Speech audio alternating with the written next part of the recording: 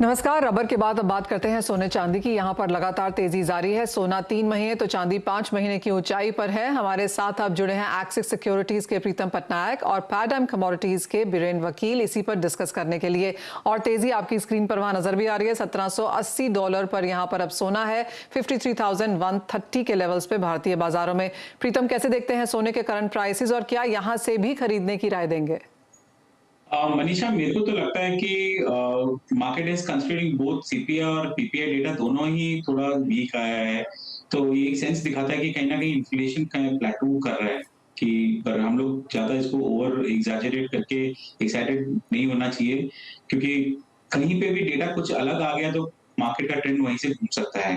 पर वो क्या है, साथ ही साथ में गोल्ड में एक चीज और हुआ है कि जो रशियन उसकी पूर्ति नहीं हुई है, पर ये डाउट हो रहा है कि रशिया ने एक नेटो नेशन पोलैंड पे एक मिसाइल अटैक किया है। तो कहीं ना कहीं सेफ हेवन इवेंट्स के चक्कर में भी गोल्ड में हम लोगों ने एक रैली देखी थी।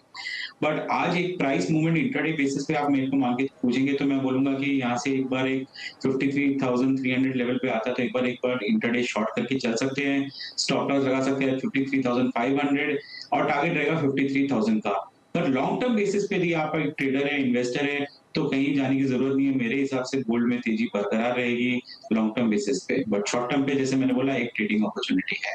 एब्सोल्युटली। अगस्त का हाई 53,300 का था, अप्रैल का हाई 53,600 का था, तो वो लेवल्स अब चार्ट्स पे यहाँ पर काफी इंपॉर्टेंट हो जाते हैं।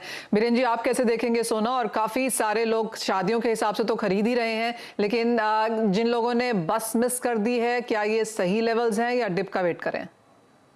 जो ट्रेडर है उनको तो इस लेवल पे बाई करना मैं नहीं समझता। When in doubt stay out, वो मैं समझता हूँ। और जिनकी शादी के हिसाब से जो डिमांड है वो सोशल गोल्ड जिसको हम कहेंगे, वो तो लेना ही पड़ेगा because of this timing issue. But जो लोग वेट कर सकते हैं उनको अब नए साल में लेना चाहिए। अब धीरे धीरे करके हम थीन ट्रेडिंग सिस्टम में जा रहा है इसमें। तो इस साल के अंत तक अब आप बीरेन जी सोने की क्या रेंज बनता हुआ देखते हैं? अगर फेड डायल बैक नहीं करता है 13-14 की मीटिंग में, तो जो ये हम थोड़ा यूफोरिया जो देख रहे हैं फेड डायल बैक का, चाइना रीओपन का, ये थोड़ा सब्सिडाइज हो जाएगा। अभी जो देख रहे हैं शायद और ऑप्टिमिज्म है। मार्केट बहुत ज्यादा कम में था तो कहीं से खुशी ढूंढने की कोशिश कर रहा है। प्रीतम, आप कैसे देखेंगे ये फाइनल क्वार्टर? कैसे देखते हैं साल खत्म होता हुआ सोने के लिहाज से? तो मुझे तो लगता है कि मनीषा, जैसे आपने बोला था 53,600 एक बहुत इंपॉर्टेंट साइकोलॉजिकल लेवल है। इसको ब्रीच करता है तो 54,000 तो डेफिनेटली टच कर ही सकता है gold by the end of this year.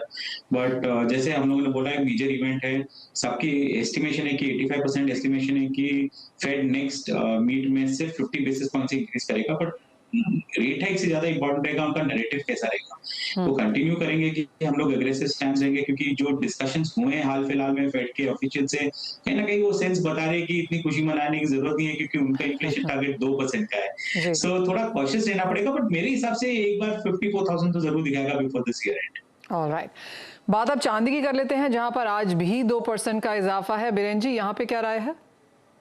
यहाँ थोड़ा रिस्क ऑन ट्रेड हो सकता है। यहाँ 61,800 या 62,200 के आसपास पे बाइंग कर सकते हैं। अपसाइड लॉजिकली इसमें 64,500 65 का रहेगा। 3-4 दिन का व्यू है ये। ऑलराइट, और एक थोड़ा सा लॉन्गर टर्म अगर देखना चाहें तो प्रीतम, क्या राय है चांदी के लिए ईयर एंड तक? ईयर एंड के लिए मेरे को भी अगेन लगता है यहाँ पे मैं 64,000 64,500 का लेवल भी यहाँ पे दिखा सकता है चांदी। एग्रेशन बहुत बाकी है, पर अनफॉर्चुनेटली चांदी कहीं ना कहीं थोड़ा सा उसका एक अम्बिकल कॉर्ड है विद द इक्विटी मार्केट, कि वो सस्टेन रहा तो कहीं ना कहीं ये तेजी उससे भी आगे निकल सकती है। पर यदि मार्केट में कुछ ज्यादा हाल फिलहाल में ज्यादा करेक्शन दिख गया तो शायद से वो थोड़ा रिस्ट्रिक्ट रह के 64,000 64,500 के लेवल पे रह जाएगा। और तो लॉन्ग टर्म तो यहाँ पर खरीद के चलना ही है, लेकिन अपनी बाइंग पोजीशंस आप किन स्तरों पे बनाते हैं वो देखना यहाँ पर काफी इंपॉर्टेंट होगा। बीरेन जी, 100 में से कितना सोने और कितने चांदी में बांटेंगे आप? 65 gold and 35 silver. Alright, and Pritam आप?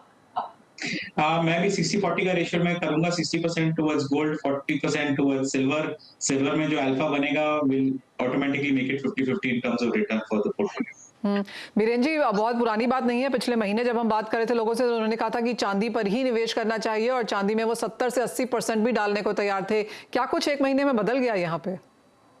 बेसिकली ये चाइना रीओपन ट्रेड है और फेड डाइव बैक। साथ ही मुझे ऐसा लग रहा है कि US mid term surprising result आए तो बहुत सारी कैश जो साइडलाइन पड़ी थी वो अब मार्केट में आएगी, हर रिस्क को एसेट में आएगी।